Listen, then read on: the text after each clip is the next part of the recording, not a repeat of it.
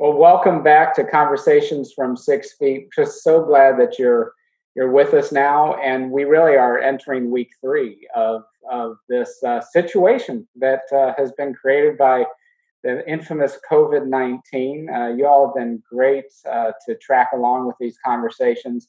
Thanks for the feedback. It's helped kind of gauge which direction we go. And really, what they're for, just so if you're new to this, they're here. We're here to provide you some practical tips, maybe some helpful suggestions, as we all walk through this pandemic and this experience of sheltering at home for the first time.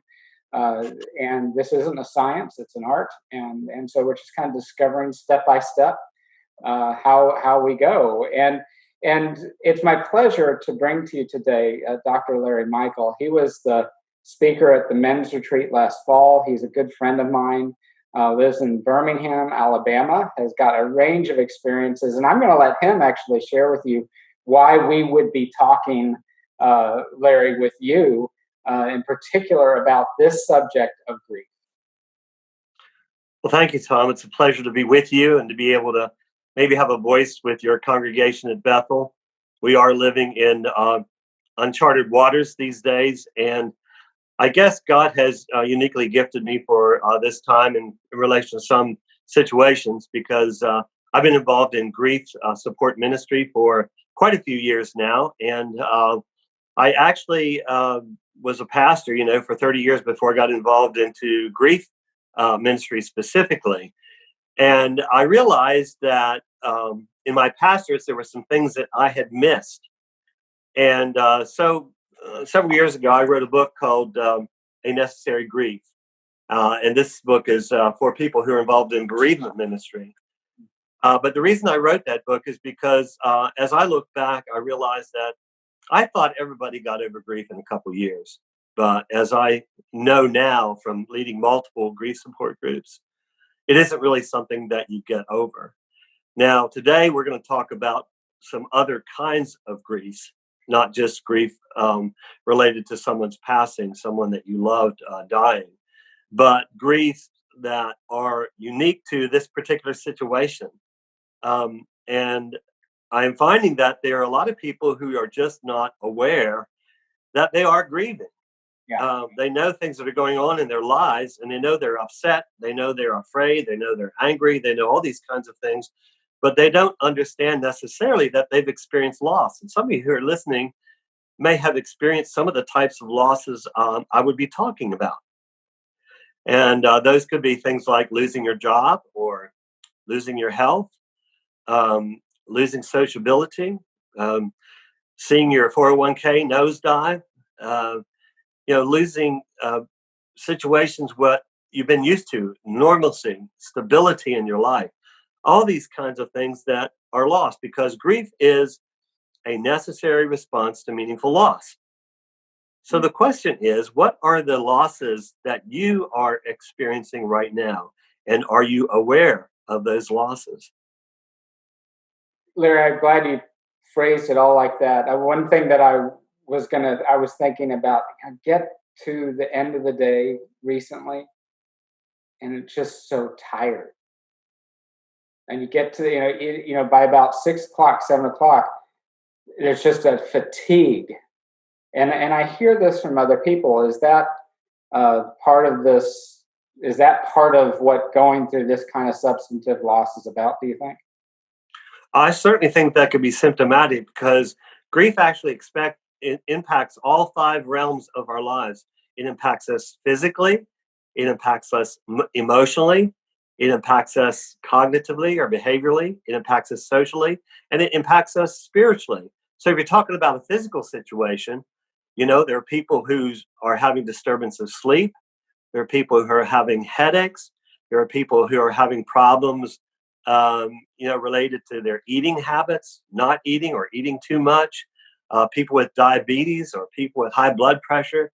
And like you just mentioned, fatigue. That's a factor that could be related to all these things coming together physically, in just the physical realm. Physical piece. Yes. How do you find that these five areas that you described, and I ask you to repeat those, how do you find that how do we That's the question. How do we experience those, and how do we fight our way through that, or do we have to fight our way through that? It's grieving a process that we tell us this a little bit more. If I encounter those five ways, how do I cope with all that? Well, I've talked about the physical situation. Okay. One way that you cope with that is exercise.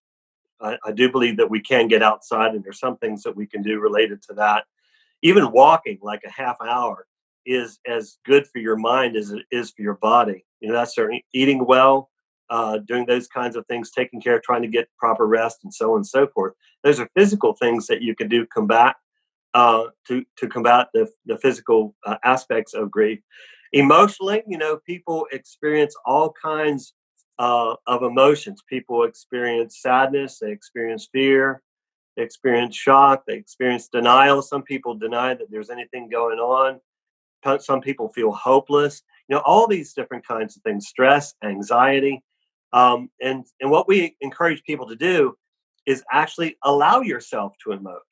That's one of the best things that you can do, not try to push them down, but to lean into it and to lean into the emotions.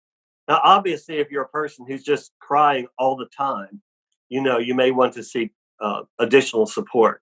That could be a different matter. But I had a lady the other day who said she'd cried the whole day before, and she was upset and couldn't understand what was going on. And she realized she was grieving. And she said she was grieving the lack of sociability. Now, some people might say, well, that's not very serious. But hey, you know what? Grief is grief.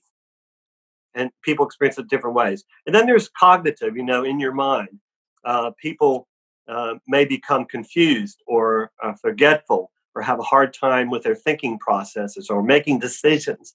Again, these could be symptomatic of grief that's in your life.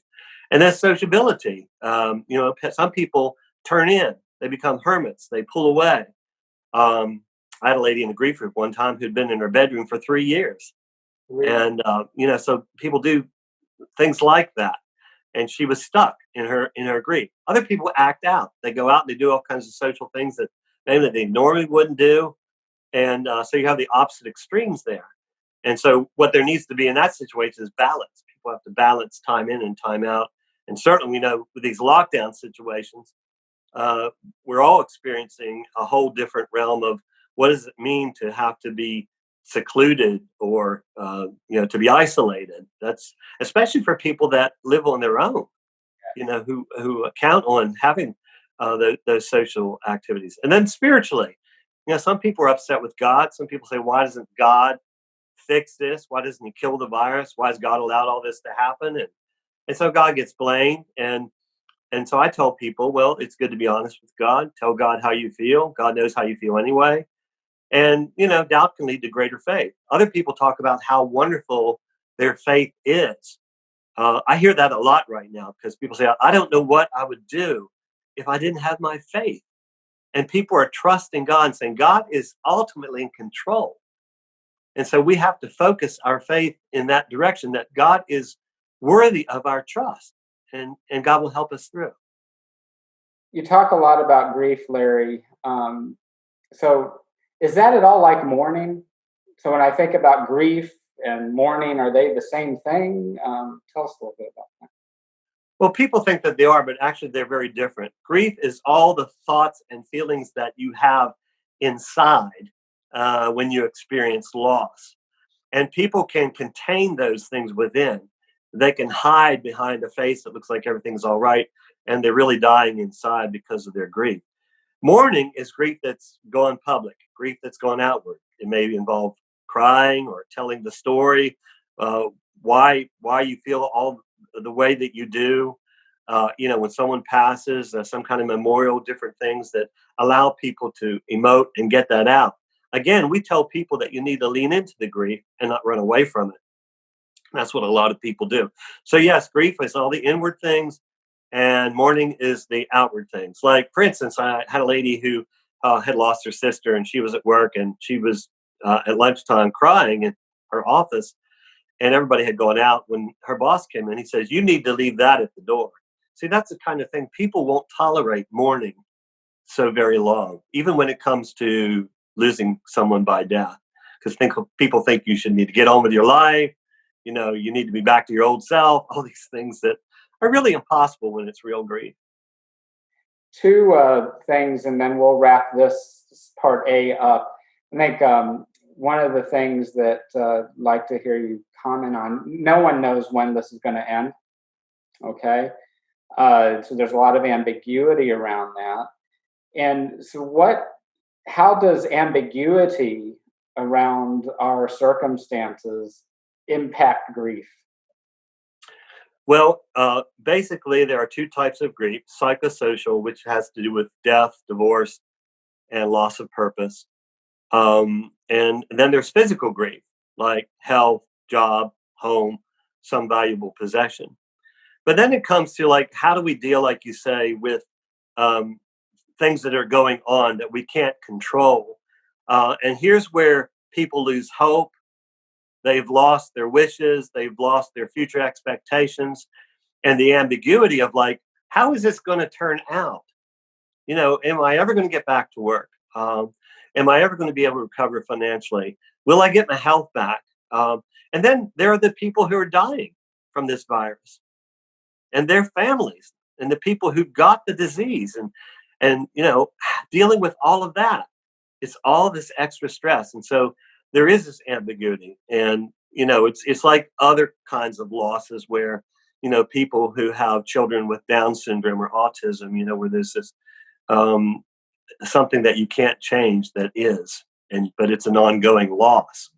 So what people have to do is they have to find support. Okay. So Three things real quickly. Yeah, Real quickly. please. You got to be aware of your grief, okay? Look around you. What are the losses that you've experienced, and are you aware of those losses right now? Secondly, take action. That may mean seeking support. It may be doing things on your own, finding positive things to do at home, closets that need decluttered, projects you can get involved in. I actually have been doing a little bit of painting, and this is a horrible painting, but it kind of shows my frustrations. There's a butterfly in the middle, and that signifies hope. There's life, but there's a lot of chaos around the butterfly.